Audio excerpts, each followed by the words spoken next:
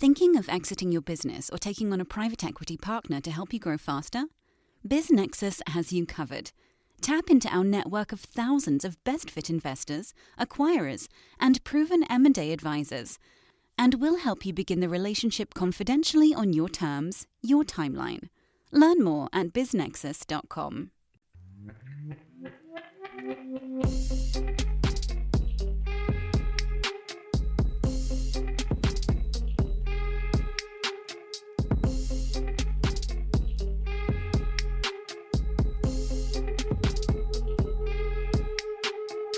Disclaimer from the always present legal team. Podcast conversations don't necessarily reflect the views of BizNexus Incorporated. Everything you hear is informational news and updates from around the industry. We're not recommending any investments. We're not offering any investment advice. Be sure to do your own homework.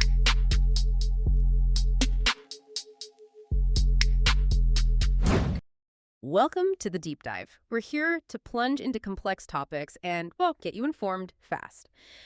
Today, we're looking at something pretty significant happening in corporate M&A. It's a real shift. You might hear the headlines, overall M&A deal value is shrinking. And yeah, at a macro level, that seems true. But underneath that, there's this really interesting counter trend popping up, especially in certain market segments. So our mission today, we want to unpack why these big corporations are increasingly aiming their M&A efforts at, earlier stage companies. Yeah. We're talking deals under $1 billion.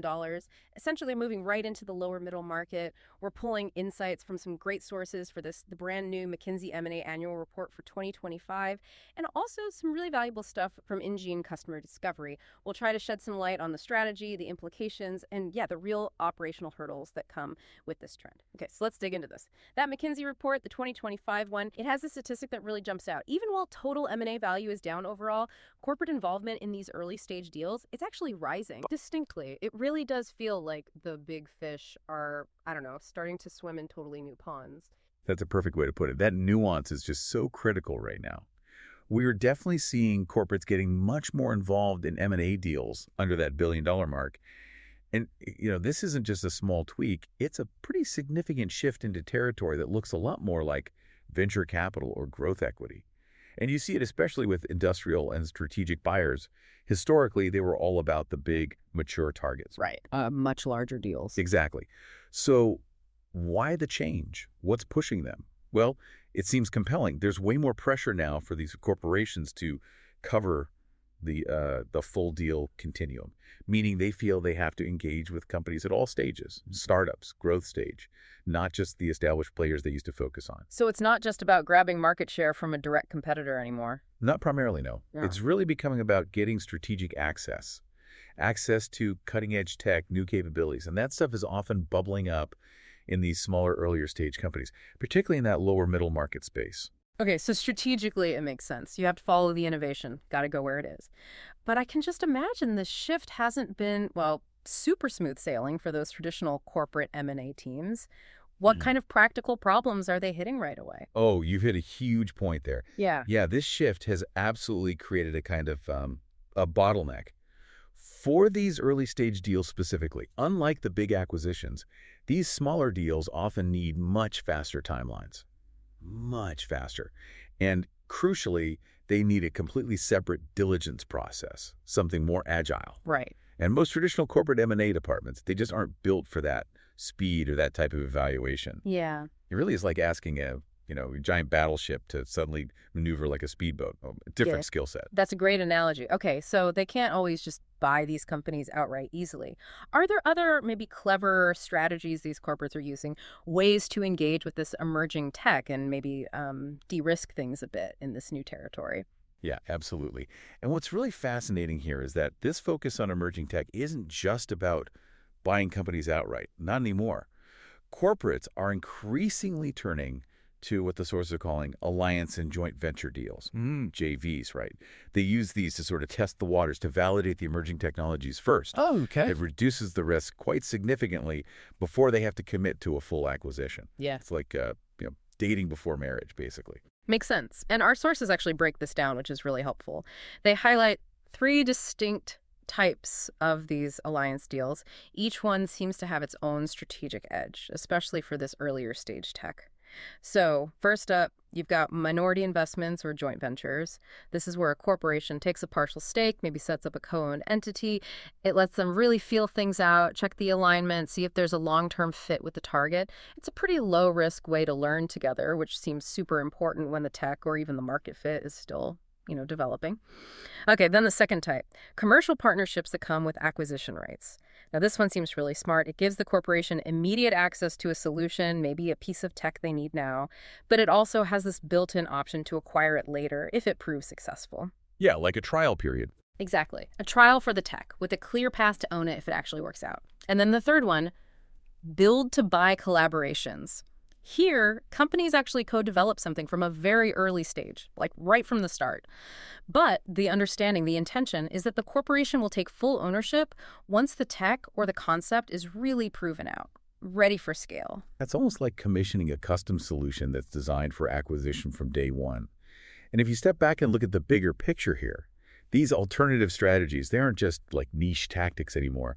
They've shown really significant growth, both in the number of deals and the value. Wow. So it clearly shows this deep evolution in how large companies are thinking about innovation, about integration, and acquiring emerging tech, especially in that really dynamic lower middle market. It's not just about managing risk. It really points to a new kind of corporate agility, I think.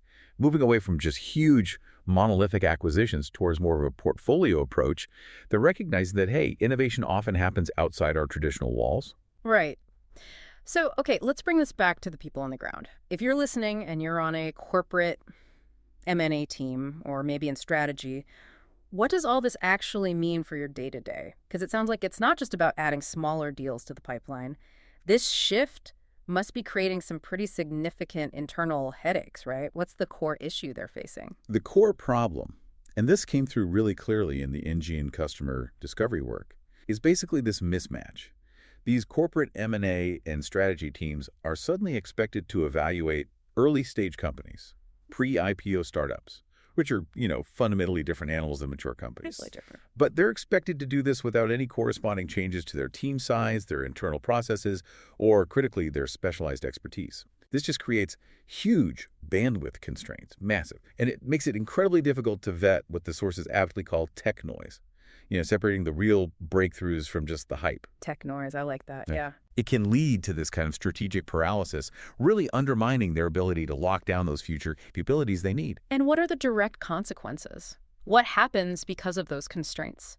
Our sources suggest corporates are genuinely worried, maybe even a bit scared, about falling behind their competitors.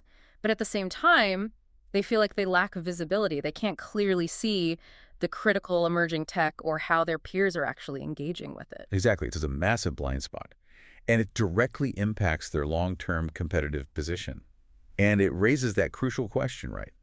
When you don't have that internal capability, what happens next? Well, inevitably, it slows down decision-making. Deals take longer, get protracted. Companies struggle with those fundamental buy, build, or partner decisions. They're just not clear. And that leads to these big gaps in competitive intelligence, in overall strategy formulation. It's a huge hurdle. It is, because the sheer volume of emerging tech out there is just exploding. But the internal horsepower for that early stage diligence, it just hasn't kept pace inside most big companies. Yeah, you can see the disconnect. And just to give people a concrete idea, what kind of emerging tech are we talking about here? What verticals are being targeted in this lower middle market space? Our sources mention a few key areas, things like frontline productivity and safety tech, so solutions for worker safety, retention, maybe onboarding, training, stuff for essential workers. Right, really practical applications. Definitely. Then there's automation and intelligent operations, robotics, AI, things to streamline industrial workflows. Also, industrial supply chain intelligence systems for optimizing supply chains, facilities. Logistics, yeah. And finally, data infrastructure and asset management. So real-time monitoring of assets using AI for predictive maintenance, that kind of thing. All areas where smaller, really nimble companies are doing some truly innovative work. They're at the edge. Absolutely. Okay, so tackling these challenges, especially when you're trying to navigate this lower middle market, it clearly needs some specialized help. The InGEn customer discovery work really highlighted this. It showed that the companies managing this shift will often lean on external expertise. They use structured approaches. It sort of reveals what the leading companies are actually doing to solve these pain points we've been discussing. That's exactly right. That discovery work showed that the really effective solutions tend to offer support across 3 critical areas. And models like InGEN's kind of exemplify this. First is strategic tech scouting. And this isn't just, finding cool new gadgets. Right. It's about getting briefings on emerging tech that are specifically tied to your corporate strategy. It's about getting benchmarks on what your peers are doing and getting these curated shortlists of startups in the verticals you actually care about. So it helps you focus. Precisely. See what's really out there, what competitors are up to, and importantly, how it aligns with your own strategic goals. Then the second key area is startup vetting and insights. This means getting clear, concise deal briefs, some kind of viability scoring for potential targets, maybe comprehensive market maps. Like seeing the whole landscape. Yeah, by function or by theme. And crucially, getting guidance on that buy, build, or partner decision. This is what helps cut through that tech noise we talked about. Helps you make genuinely informed, data-driven choices about what to do next. Okay, scouting, vetting. Yeah. What's the third piece? The third piece is acquisition support. This can involve getting warm introductions to founders who are actually qualified and relevant. It might mean getting recommendations on custom transaction structures, things tailored to these early-stage deals, like should it be a JV, an alliance, straight M&A. Right, because the standard playbook might not fit. Exactly. And it can also include support after the introduction, things like light diligence, helping with Q&A, just facilitating that early engagement. And what seems to make these approaches effective, based on that InGEN discovery, is that they are, quote, built for corporate M&A, not just venture. What does that mean practically? It means the focus is on tech that's genuinely enterprise-ready, tech that aligns with corporate strategy and can lead to real industrial outcomes. Not just chasing the latest buzz out of Silicon Valley. Right. It also means offering a flexible, kind of lightweight engagement model, so companies can get that targeted scouting and diligence help without needing to suddenly hire a massive internal team or rely on expensive generalist consultants who don't really specialize in this unique early-stage space. That makes sense. Get the expertise without the huge overhead. And critically, the insights you get should directly connect your strategy to actual execution. The best models link those competitive benchmarks, the tech viability assessments, and real, actionable acquisition paths. It helps companies move faster and, frankly, more decisively. Yeah, connecting the dots. It really is. Yeah. And ultimately, the most successful frameworks, like InGEN's concept of a strategic flywheel for innovation outcomes, they create this continuous cycle. It's discover, invest, acquire. A loop.